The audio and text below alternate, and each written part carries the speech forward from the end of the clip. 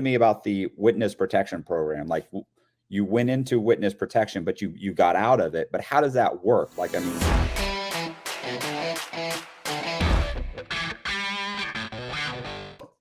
and you said, and you know, when you were in prison, you did, you know, you taught. It's funny because when you were listing the things that you did, like I taught GED.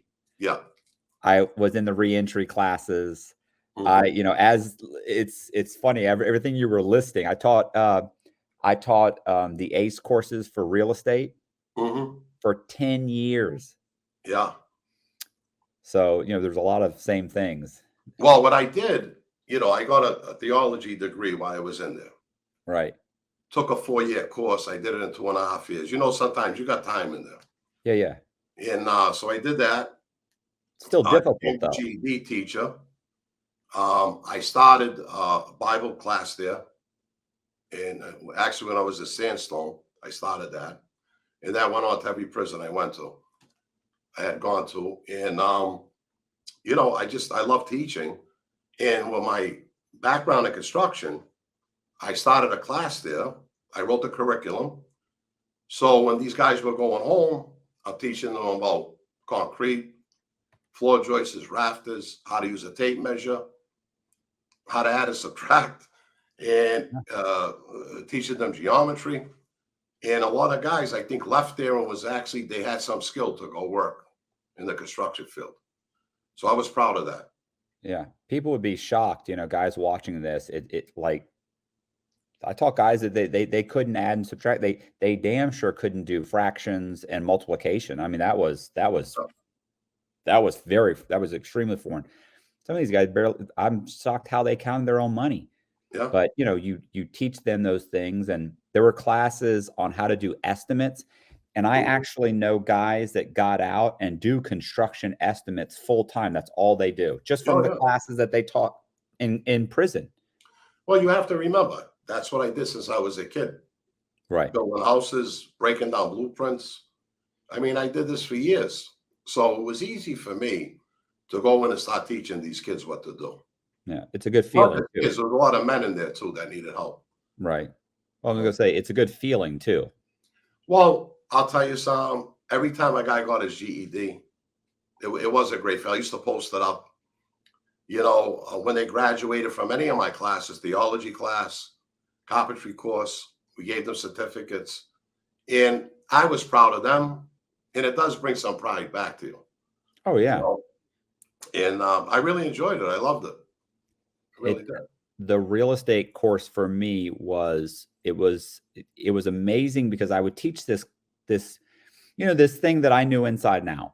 Yeah. So I would get up there and I'd teach the class. And it's funny, after like the first few classes, there were 20 or 30 guys in these classes. Guys would come up to me, guys that were terrifying, 6 foot tall, guys that had been to the state for murder. Yeah. Huge guys that are dangerous guys are walking up to me and shaking my hand, and putting their hand out. And I'm like, hey, you know, I'm shaking the guy's hand. He's like, it was an amazing class, bro. I appreciate it. Thanks, man. I can't wait till next week. I appreciate it, Cox. And walk off. And I'm like, what just happened? Yeah. I mean, this started happening more and more. And it was a great feeling. It was a great feeling. And every time I went from one person to the other, you know, because I used to get in fights and things. I was teaching there, but I'm still a man. You know, you got to carry yourself in there. So every prison I went to at different times, that went with me. Yeah. They either wanted me to teach or do the Bible, and I never had a problem. Yeah. When I went from the medium to the low, within a month or two, they came to me and asked me to start teaching the real estate class. So that's what I'm talking about. That's what they did with me. And today I teach now. I told you, Robert Luisi Ministries. Mm-hmm. I go every Sunday at 6:30. I do a live show. First, I take the teaching and I put that up on StreamYard, on YouTube. And then I go live after that for question and answer. Okay. And I love it. I love doing it. I love the Bobby Luisi show because I get to interview, you know, other guys, different people. I have Wednesday night live. Every Wednesday night, we're live at 8 o'clock Eastern time. And we have a live show. This is I'm sorry. This is the YouTube. It's you all on YouTube. Yeah. Okay. Yeah. The Bobby Luisi show every Wednesday night. Sometimes I have a guest. Sometimes I don't. I had Scott Bernstein last week was on talking about the Philly guys and Joey. I still have to do that. I mean, I was in that life. I like to talk about it. But my real love is teaching. That's what I love to do. I wanted to let you guys know that I have a Patreon account. If you're interested in joining the Patreon account, it's got 3 tiers. The top tier, you actually get a different con man painting every single month. If you're already joined and you're already supporting me, I really appreciate that. If you haven't joined yet and you're interested in joining, I'm going to leave the contact information for Patreon in the description. Thank you very much for watching the video. And you said you're a minister. Do you is there a church that you teach at, or is this just? No, when I got out, I went to Tennessee, and I was an assistant pastor at Faith Keepers Ministry in Tennessee. Right. Came back to Boston. So, and I got out of the Bible for like 5 years, and everybody was pushing me up here to start teaching again. Now, years ago, 2013, 14, I was on YouTube, Alonzo Esposito Ministries. If you go up, you can find it. And there's some teachings up there. And I did a radio show in Tennessee also. But I got divorced down there. I married my second wife. I got divorced. The church thing wasn't working out for me. I wanted to come back home to Boston. And finally, in 2018, I did move back. And I've been back here ever since to be with my family, my kids. And I don't know. Everybody kept asking me, can you do a teaching? They're calling the Bobby Luisi show, typing in questions about Christian things. So I said, let me start this again. And I'll tell you, it's been going good. Okay. Really good. Well, that's good. So what are you doing? What are you doing for, well, I have 2 questions. So I've really 2 more questions. So one is, when you got out of prison, you went, you went into the witness protection program. Yes. Briefly, correct? Yes. One, I'd like to know that, but I'd also like to kind of know what you're doing now. You're telling me, what are you doing for a living now? Okay.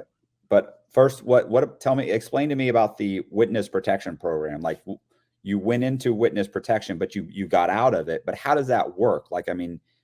Is there they come to you, they sit you down, they explain the situation? What?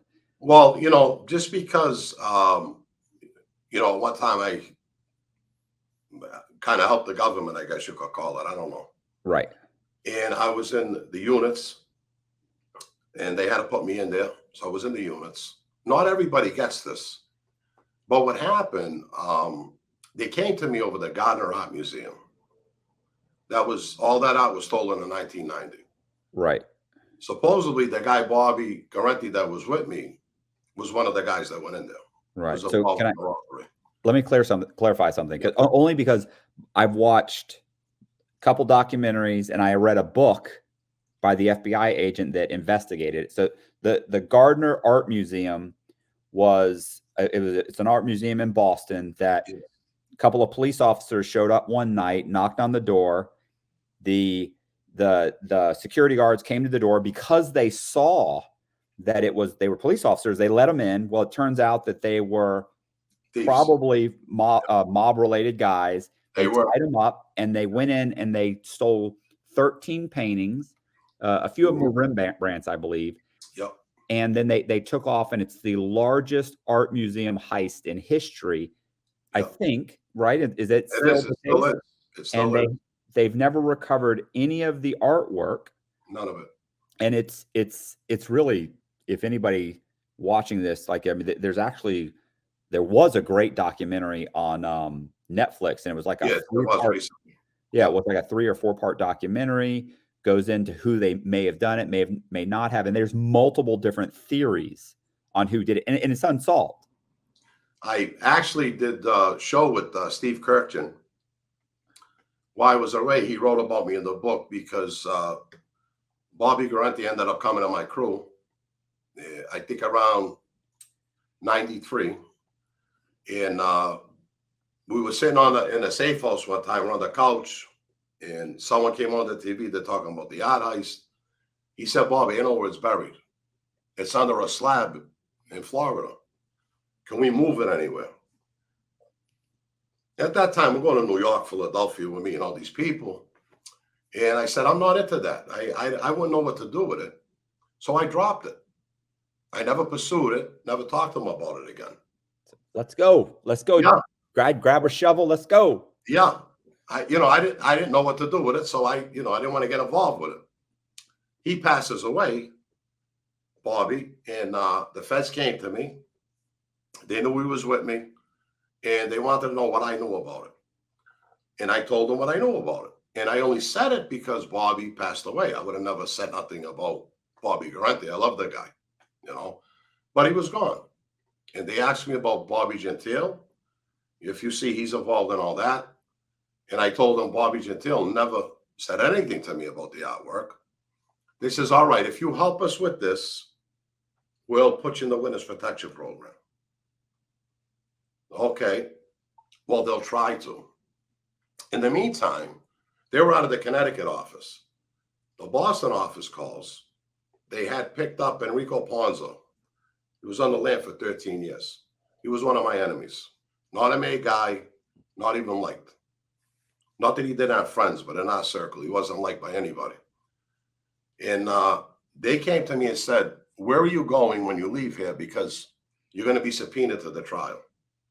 If you guys didn't know, I also do paintings, and if you're interested in a painting, I'm going to leave my contact information in the description beneath the video. Back to the video. Now, I'm not going to go, I just did almost 14 years, and I'm not going to go on a trial. I was ready to get out and plead the fifth for this kid. So with those both things together, they said, we're going to give you the witness protection program. And that's how I got the program. I should have never got it, but I got it, and they were really hot for that artwork, but I really didn't know that much. Yeah. I was in all the shows and the books and everything. Well, one of the theories was that the artwork was grabbed so that later the mobsters could use it as leverage to get out of prison, right? Like, wasn't there a guy in prison? Miles Connors. Okay. Yes, but I think it was a little more than that. I know Bobby Garante. I knew him well. If there wasn't money involved, I don't know if he would just do it for that reason. I really think my theory is someone set them in there, maybe wanted a certain piece or something, and they went in there and they just helped themselves to everything they could take. Yeah, that's my theory about what happened. Yeah, because one of the things was like it was like, it was a expensive piece of artwork, expensive, and then there was a couple of little ones that were grabbed that really weren't worth anything. Like it was. No, I think they just liked them probably. Yeah, like hey, like the eagle and the thing. Yeah. Yeah. Now on my show, Matt, I had Steve Kirchner on. Who is that, by the way? Steve Kirchner wrote the book Master Thieves. Okay. He's really an expert on this Gardner Art Museum. And today he's a friend of mine. When I signed out of the program, I found out I was in his book, so I called him. I said, Steve, you know who this is? I'm in your book. Now, my name down there was Alonzo Esposito. He says, you're not in my book. I said, I'm Bobby Luisi. So he got all excited on the phone. I'm coming down there, Bobby. So he gets another reporter from the Boston Globe, and they fly to Tennessee. They do an article on me. From there, it blows up. It goes to England. And now the locals know that I'm there from this article. So I got all the news stations coming to my house. They're writing articles on me down there. And so I kind of blew up down there in Tennessee, in that Memphis area, for a little while. And it kind of bothered the people in the church, I think. And that's when I started pulling away from the church. Whatever. It is what it is. Bishop Coleman, it was a black church. I still love the man. Great man of God. We used to pray together. Really good man. And he wanted me in his church to teach because he had read my book. At that time, it was The Last Generation, but I renamed it under my name, under Robert Luisi, and it's God's Plan Revealed. Every Right. pastor that read this down in Tennessee wanted me to be in their church.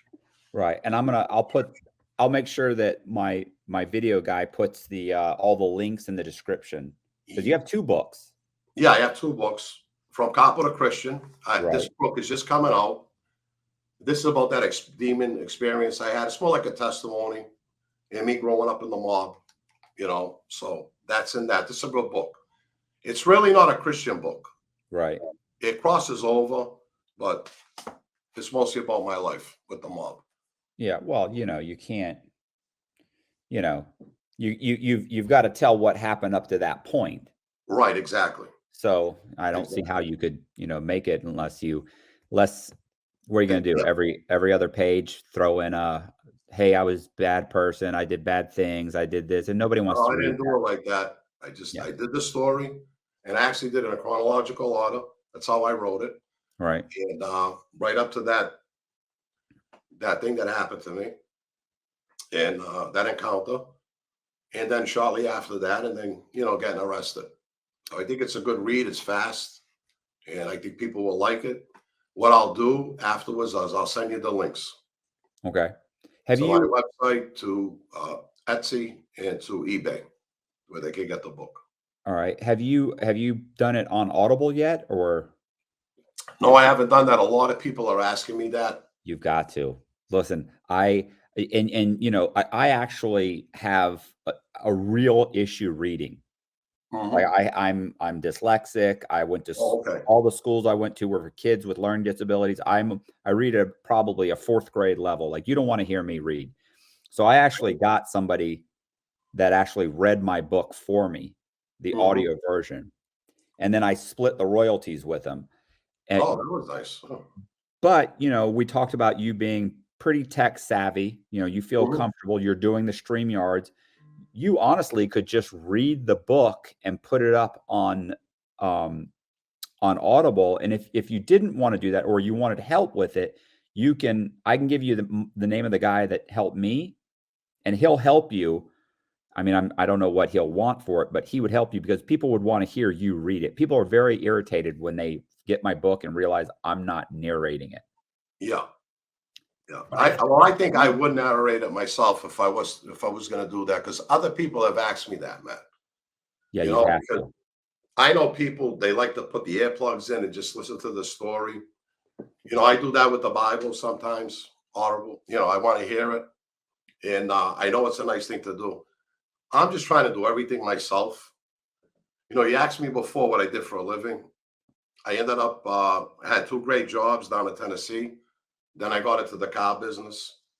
Right before COVID, I was a sales manager at Pride Hyundai, making a great living. Then COVID hit, got laid off, and really haven't worked since. So I'm deciding if I want to go back to the car business, or what else I want to do in my life. I don't know yet. So that's up in the air. But even that business is tough right now with the economy and everything. Yeah, everything's going to be tough here. It's starting to slowly tank. Everybody can see, everybody can see the tsunami coming. So, the construction business, if I got into that, I get offers, get things on my phone all the time, because they got my resume to get back into estimating. And then it's going to take away from all of this too. Not that I'm making a lot of money in here, because I'm not. But the thing is that I'm really enjoying it. I'm 61 years old. Maybe go work for 5 more years, and then that's it. Yeah. Well, what's great too is that when you do retire, if you keep this up in some semblance, it is growing. Yeah. Yeah. So, then you can really dedicate some time to to doing YouTube, to doing, Etsy, whatever else it is that you want to do. Right. And yeah, definitely. So I feel, I feel pretty good about this. Oh, good. I'm glad you're happy with the show, my friend. I enjoyed this. This is good. Hey, I appreciate you guys watching. Do me a favor. If you like the video, subscribe to the channel, hit the notification bell so you get notified of videos like this, do me a favor and leave a comment. I try and respond to as many comments as possible. And check out my Patreon and check out my Instagram and TikTok. And all the links are going to be in the description. And also, I appreciate you guys checking me out. See ya.